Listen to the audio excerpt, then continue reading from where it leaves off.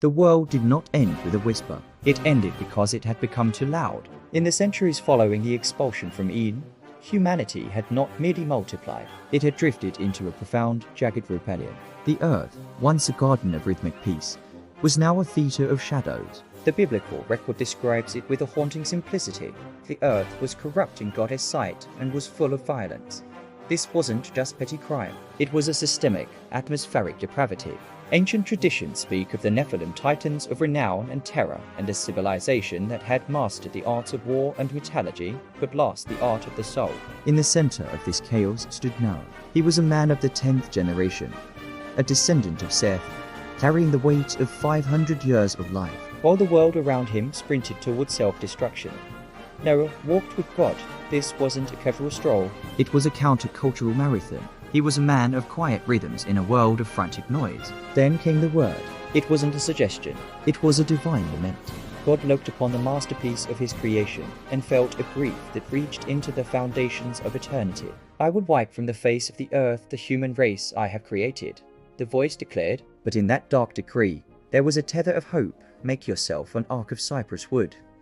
The blueprint of Silent Sea's instructions were impossibly specific. This was not to be a ship designed for navigation. It was a chest at Tiber designed for survival. Noah was told to build a structure 300 cubits long, 50 cubits wide, and 30 cubits high. In modern terms, this was a wooden titan nearly 450 feet long, longer than a football field, and as high as a 4-story building. It was to have 3 decks, a side door, and a finished roof with an opening a cubit high all the way around. Imagine the first day of construction. Noah, likely aided by his 3 sons Shem, Ham, and Japheth, standing before a stand of ancient timber. Every swing of the axe was a declaration of war against the status quo. The project took decades. Some traditions suggest 120 years. During this time, the ark became a landmark of madness. It sat on dry land, far from any ocean. A massive rectangular skeletal frame slowly being clothed in cypress and sealed with black, pungent pitch. Can you see the neighbors? The merchants from the nearby cities stopping their caravans to laugh. Noah, where is the water? They would ask. You've built a coffin for the world, old man. But the sun still shines. Noah became a preacher of righteousness, but his sermon was his hammer. Every nail driven into the wood was a warning that the patience of the Creator had a limit. He worked through the mockery, through the physical exhaustion of a century of labor, and through the loneliness of being the only family on earth that believed the sky would one day fall. The gathering of the remnant as the final coat of pitch dried, the atmosphere of the earth began to shift. The air grew heavy, charged with a static tension that made the hair on the neck stand up. The mockery of the crowds began to falter, replaced by a confused, instinctive dread. Then, the migration began. It wasn't a Celtic stampede, but a supernatural procession. From the high mountain peaks and the deep valley floors, the creatures of the earth began to move toward the ark. They came in pairs, the predators and the prey, walking in a temporary, divinely imposed truce. 7 pairs of every clean animal and 2 of every unclean animal. Imagine the sight from the top deck. A sea of fur, feathers, and scales winding through the dust toward the massive ramp. Elephants, their footfalls shaking the ground. Lions with golden manes, tiny creeping things that moved beneath the hooves of the giants. Noah didn't have to hunt them, he only had to welcome them. Once the last of the creatures had been ushered into the stalls, and the massive stores of grain and dried fruit were secured, Noah's family climbed the ramp. There were 8 of them, Noah and his wife, and his 3 sons with their wives. The most terrifying moment in the story is not the rain, it is the door. The Bible says that Noah didn't close it. God closed it. A massive, thunderous boom echoed across the plains as the divine hand sealed the entrance. The time for talking was over. The door was shut. The fountains of the deep for 7 days. Nothing happened. The ark sat in the dust. The crowds likely returned, their fear turning back into derision. Look, they are trapped in their own wooden prison. But on the 7th day, the world broke. It didn't start as a gentle rain. The text says, on that day all the springs of the great deep burst forth, and the floodgates of the heavens were opened. This was a geophysical collapse. The Earth's crust fractured, and subterranean oceans, under immense pressure, geysered into the atmosphere. Simultaneously, the sky didn't just leak, it collapsed. Inside the ark, the transition must have been violent.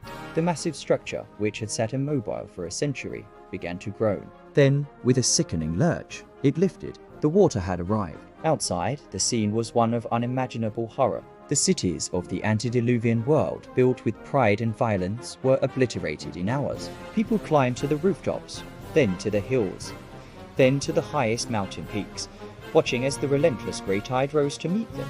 There was no escape. The violence they had lived by was now being answered by the violent cleansing of the earth.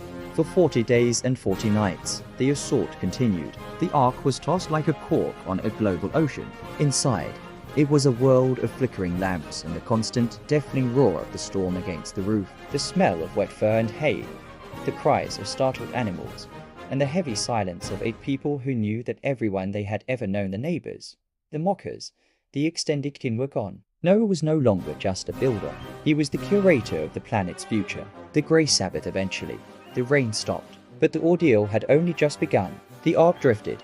The world was now a sphere of water, a silent blue-grey marble under a clouded sun.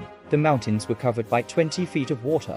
There was no horizon, no landmark, no North Star to guide them. They were at the mercy of the currents and the wind that God sent to pass over the earth. Month after month passed. The initial terror of the storm was replaced by the grueling monotony of maintenance, feeding thousands of animals, clearing waste, and keeping watch. Faith in this stage wasn't about surviving a storm. It was about surviving the wait. One day, the Ark struck something. A jar, a shudder, and then stillness. They had grounded on the mountains of Ararat, but even then, they could not leave. Noah opened the window he had built into the top of the Ark. He looked out upon a world of water. He released a raven, a bird of carrion and endurance. It flew back and forth, finding no place to rest, perhaps feeding on the debris of the old world. Then he released a dove. The dove returned, finding no footing. He waited 7 days, the rhythm of the Sabbath still guiding his heart, and sent the dove again.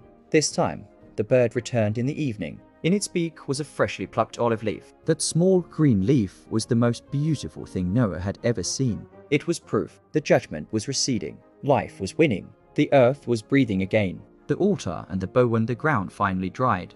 God spoke again. Come out of the Ark. The ramp was lowered, and the door shut by God was opened. The Exodus was a mirror of the entry. The animals poured out, rushing toward the hills and the plains to fulfill the command to be fruitful and multiply.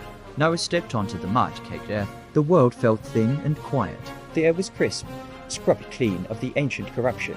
His first act was not to build a house or plant a field.